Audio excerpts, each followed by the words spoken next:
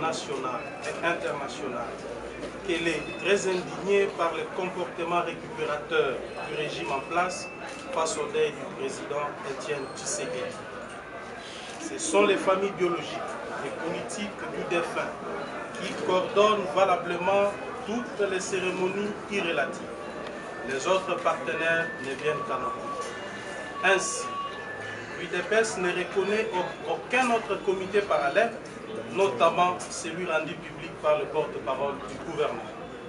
Ipso facto, l'UDPS n'est pas intéressé par l'offre de titres de voyage faite par l'actuel gouvernement à sa délégation pour la raison suivante.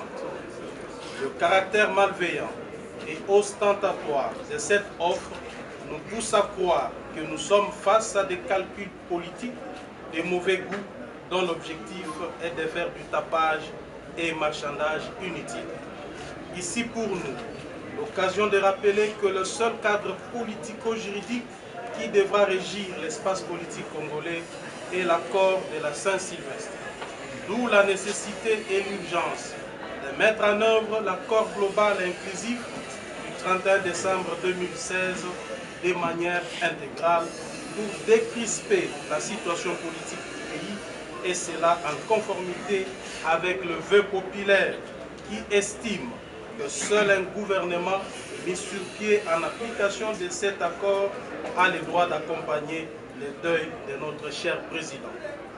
L'UDPS précise que les dates du rapatriement et de l'enterrement de notre héros ne seront connues que si et seulement si de préalables ci-dessous rencontrent des solutions.